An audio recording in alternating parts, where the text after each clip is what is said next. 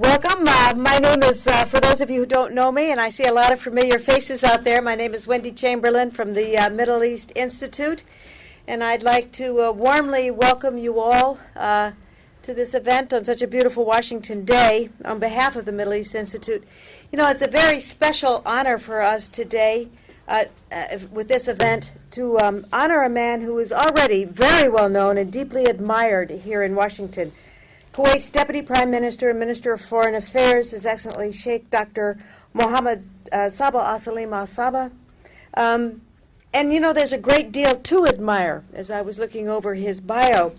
At first, U.S.-Kuwait relations are, as one ambassador recently said, described them are foundational. Kuwait is among America's closest friends and strongest allies, and our history runs deep. I can remember working in the White House in the NSC on counterterrorism during the period of 1990 and 91. And I had little tiny girls then, and they adopted these green T-shirts that said U.S.-Kuwait friendship. And it became I couldn't get them out of the T-shirts.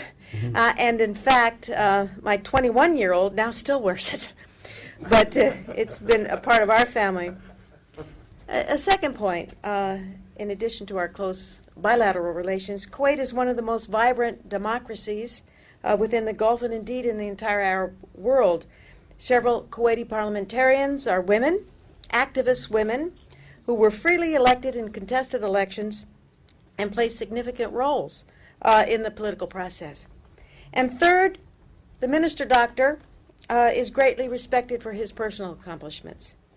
The Doctor, and this Doctor is a title that was earned the hard way in 1985 at Harvard University, where he got his PhD in economics and Middle Eastern affairs. His Excellency represented Kuwait as ambassador here in Washington, and a post that he held from 1993 to 2001. And finally, we have much to learn from His Excellency's talks today.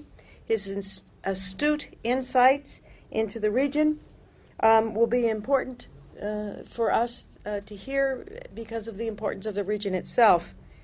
Kuwait is currently the president of the GCC, and he will speak to us this afternoon on the GCC in challenging times, and he's graciously agreed to answer questions following his remarks. And for those of you in the media, and there are many of you, it will be on the record. Thank you very much. Thank you. Thank you, Wendy. Well, thank you, Wendy, very much for such a nice introduction. A couple of things that I have to correct for the record. Well, not correct. Maybe add to your comments. Yes, I earned PhD after 6 years of hard studies at Harvard, but I'm going to earn something that took me 9 years. This is going to be an honorary doctorate from my old alma mater, from Claremont McKenna College in California. So, and maybe that's more difficult. But I'm glad that I'm here today with such. Oh my God! I look at the faces around and memories come to mind. Friendships, some of the periods that we've been together. Difficult times, but good times as well. So I will not mention the names because I might miss one of or few of you. So I'm glad really to be here. I have to be thankful to Iceland actually that made this lecture possible, because I had a busy schedule actually to be around numerous engagements in Europe, and again Iceland came in, cancelled most of my engagements in Europe, and here I am. So thank you, the Middle East Institute, Wendy. Thanks to Iceland also for making this possible. I prepared a text I know exactly that no matter what I say, you have your prepared questions in your mind. But I thought that I would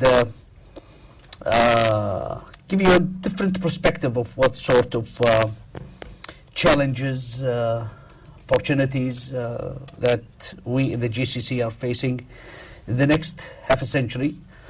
And I would reserve most of the issues that I think that you would be asking me about for the Q&A period, if you don't mind. The title of the lecture is "The GCC in a Turbulent World."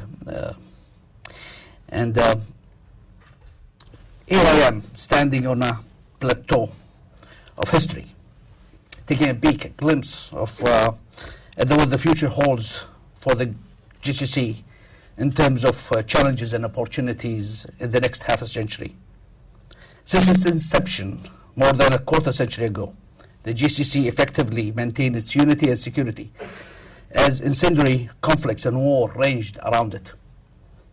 But the first direct existential threat to the GCC came as a result of the Iraqi aggression against Kuwait. And I'm here very proud of the way the GCC exercised its collective security measures in conjunction with its allies, principally the United States, to restore and preserve its member states' sovereignty and territorial integrity. So, from this historic plateau, I see before me just as many opportunities as threats. But more than any of these, there are questions. What are the sources and nature of threats to GCC stability in the foreseeable time profile? What are the dynamics of these threats? Are they exogenously imposed or internally generated? Are there intertemporal trade-offs between current and future threats? Can we make a choice between these threats? What are the costs of our decisions? These are but a few questions that our leaders in the GCC have to struggle with on a daily basis. I'll try in this presentation to give as concise a picture as I can of these challenges and their possible solutions. Let me tell you what the framework of the presentation is going to be. I'm going to divide these threats in terms of time profile and the nature of the threats. The immediate, the medium term, and the long term. And it's going to be in terms of geostrategic security. The medium term is economy, and the long term is demography. Let's start with if we look at the closer look at the reality of the Arabian Peninsula geography, we will without doubt reach an unsettling conclusion. Instability in the neighboring countries, from the war in Afghanistan and security challenges in nearby Pakistan, to the Iranian confrontation with the international community, to the denial of the Palestinian people's right to an independent state, and the security risk of conflict in Yemen and the Horn of Africa.